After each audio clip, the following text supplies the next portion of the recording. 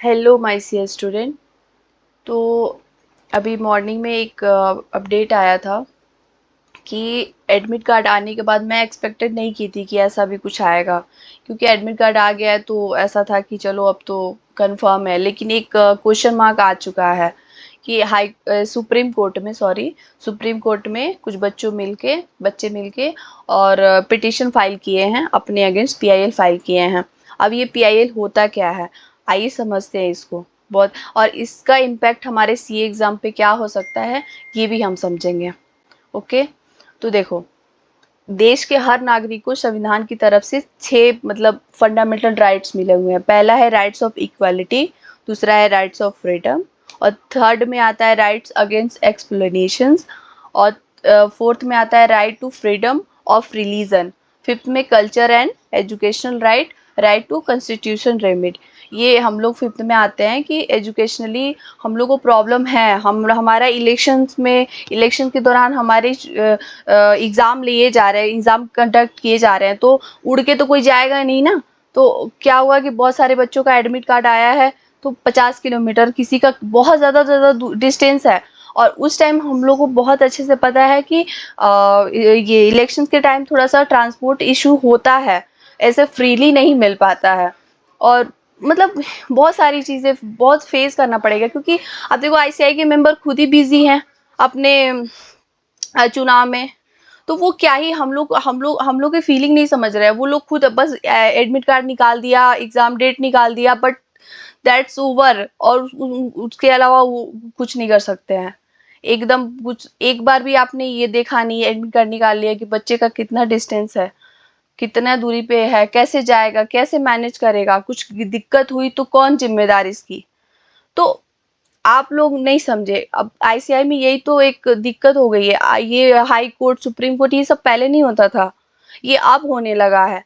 अब one two one अगर बात वो लोग करने लगे और अपने थोड़ा स्टूडेंट का कंसर्न समझने लगे, तो या हाई कोर्ट सुप्रीम कोर्ट जाने की जरूरत ही नहीं पड़ेगी हम लोग की। हम लोग का राइट है। आप लोग हम लोग की बातें सुनिए, तो क्यों ऐसा सब चीज होगा। पीआईएल फाइल, पिटीशन फाइल, ये सब बच्चे करते हैं क्या? पढ़ने वाले बच्चे नहीं करते, लेकिन आप लोग मजबूर कर दिए हैं ये सब करने के लिए। तो पीआईएल आप समझ लिए गाइस, पब्लिक इंटरेस्ट लिटिगेशन, तो ये हमारे राइट में था। तो हमने एक ग्रुप बनाया, हम लोगों को इस चीज़ से प्रॉब्लम हो रही थी कि इस दौरान हम इलेक्शन में जाके एग्ज़ाम कैसे दें। तो ये चीज़ें हैं, ठीक है।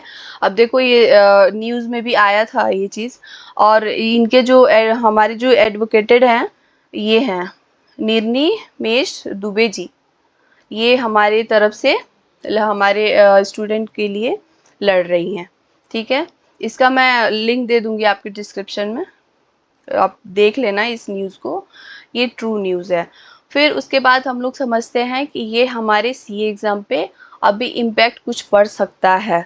बट देखो, यहाँ पे एज अ माई ओपिनियन, ऐसा नहीं है कि ये सही हो जाएगा, बट मुझे ऐसा लगता है कि एडमिट कार्ड आ चुके हैं, तो कैसे पॉसिबल है कि अब पोस्टपोन होगा, क्योंकि एडमिट कार्ड मतलब एज अ मान के चलो कि सीट रिजर्वेशन है ना, जैसे कहीं जाते हैं तो हम रिजर्वेशन कराते हैं, वो मेरा कन्फर्म तो वैसे ही होता है। रोल नंबर आ चुका है, हमको कहाँ बैठना है सब फाइनल हो चुका है, तभी एडमिट कार्ड आता है। तो मुझे लगता नहीं है, क्योंकि अगर ऐसा concern high court supreme court समझते तो हाई कोर्ट में तो गया ही था ना पिटीशन, लेकिन कुछ हुआ नहीं, कुछ भी नहीं हुआ। उन लोगों को लगा कि नहीं ठीक है, अगर आईसीआई करा रही है तो अच्छी बात है, क्योंकि आईसीआई से बड़ा मुझे नहीं लगता कुछ, क्योंकि वो जब भी कुछ भी चाहती है वो होता है। आज तक कभी भी पिटीशन फाइल, पीआईएल फाइल करिए, कुछ भी करिए, 2-3 साल से, कोविड के बाद से ये सब चल रहा है, तो उस टाइम से अगर हम लोग देखें तो कभी भी ये सब करके हम लोग कुछ हासिल नहीं किए हैं कि कुछ पोस्टपोन हुआ है एग्जाम, कभी भी नहीं हुआ है, एक बार भी चांसेस नहीं है। बस हाँ, लड़ाई होती है, ट्विटर पे हंगामा होता है, सब कुछ होता है, बट उसका फायदा आउटपुट कुछ समझ में नहीं आता, कुछ मिलता नहीं, लेकिन फिर भी हम लोग उसमें फंस ही जाते हैं। बात यहाँ पे एंड ऑफ द यही है, होता है कि आईसीआई को जब मन करेगा एग्जाम लेगी, नहीं मन करेगा नहीं लेगी, उसको अपने ऊपर सिचुएशन पे है। बाकी अब क्या ही बोला जा सकता है भैया, उन लोग का मर्जी है, अब तो एडमिट कार्ड दे ही दिए हैं।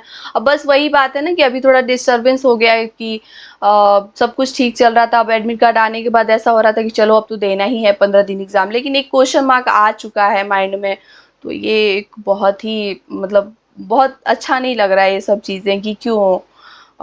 ठीक है, अगर आपको जो डिसीजन लेना है लीजिए, करिए, कि इंसान अगर 10 दिन भी पढ़ ले, कुछ भी पढ़ ले, है ना। तो यही था। तो चलिए गाइस, गुड नाइट, मिलते हैं कल, देखते हैं क्या होता है। Thank you so much, bye bye, take care.